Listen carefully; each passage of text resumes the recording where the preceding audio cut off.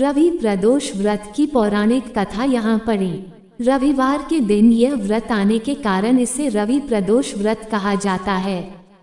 प्रदोष व्रत हर महीने के दोनों पक्षों की त्रयोदशी तिथि को रखा जाता है।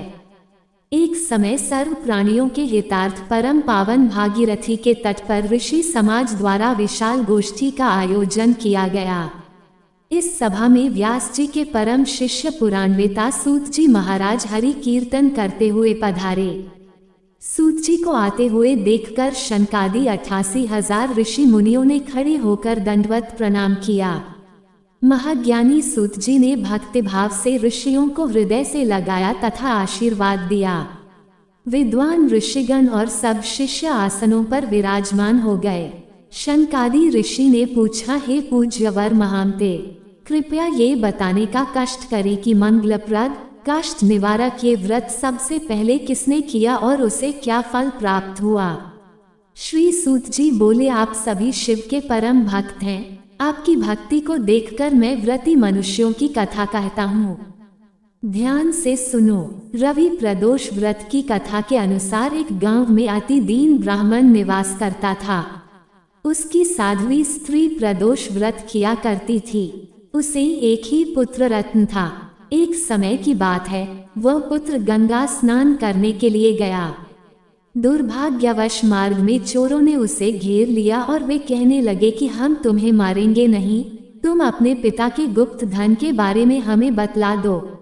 बालक दीन भाव से कहने लगा कि बंधुओं, हम अत्यंत दुखी दीन हैं, हमारे पास धन कहाँ है। तब चोरों ने कहा कि तेरे इस पोटली में क्या बंधा है। बालक ने संकोच कहा कि मेरी माँ ने मेरे लिए रोटियां दी हैं। ये सुनकर चोरों ने अपने साथियों से कहा कि साथियों, ये बहुत ही दीन दुखी मनुष्य है, अतः हम किसी और को लूटेंगे। इतना कहकर चोरों ने उस बालक को जाने दिया।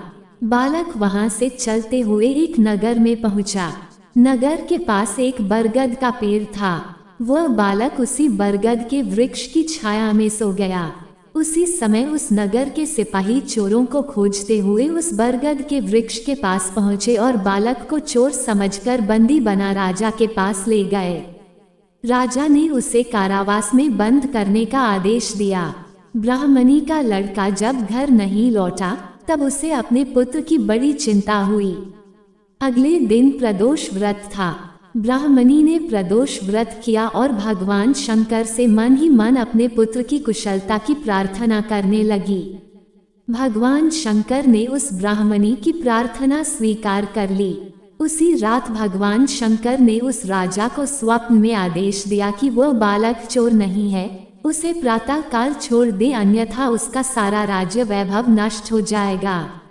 प्रातः काल राजा ने शिवजी की आज्ञानुसार उस बालक को कारावास से मुक्त कर दिया। बालक ने अपनी सारी कहानी राजा को सुनाई। सारा वृतांत सुनकर राजा ने अपने सिपाहियों को उस बालक के घर भेजा और उसके माता पिता को राज दरबार में बुलाया। उसके माता पिता बहुत ही भयभीत थे।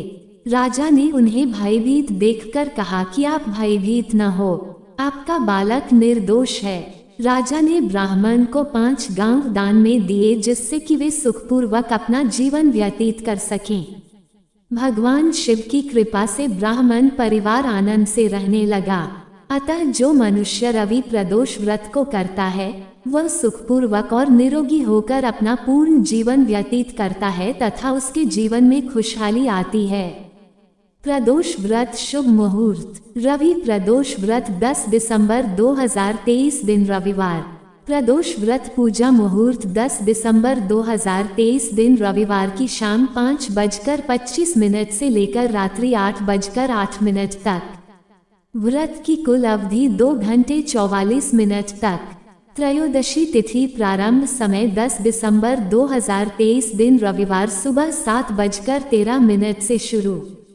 त्रयोदशी तिथि समापन 11 दिसंबर 2023 दिन सोमवार की सुबह 7:10 पर समाप्ति। रविवार प्रदोष व्रत का लाभ। पंचांग के अनुसार प्रत्येक वार को पढ़ने वाले प्रदोष व्रतों का अपना अलग अलग महत्व होता है। रविवार के दिन पड़ने वाले प्रदोष व्रत को रवि प्रदोष या भानु प्रदोष कहते हैं। जो शिव भक्त इस दिन नियम पूर्वक व्रत करते हैं उनके जीवन में सुख, समृद्धि, शांति और उन्हें दीर्घायु का वरदान प्राप्त होता है।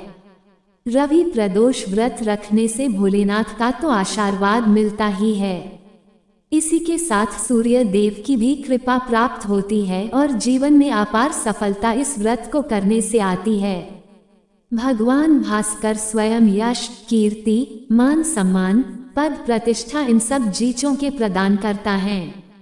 ऐसे में रवि प्रदोष के व्रत करने से यह सभी सुख जीवन में प्राप्त होते हैं। 11 व्रत या 1 वर्ष का व्रत महत्व। शास्त्रों में बताया गया है कि जो लोग 11 प्रदोष व्रत या 1 वर्ष तक प्रदोष व्रत रखते हैं उनके हर कार्य शीघ्र सिद्ध होते हैं और जीवन में सारे कष्ट मिट जाते हैं। प्रदोष व्रत रखने वालों की स्वयं भोलेनाथ और मां पार्वती सदैव रक्षा करते हैं।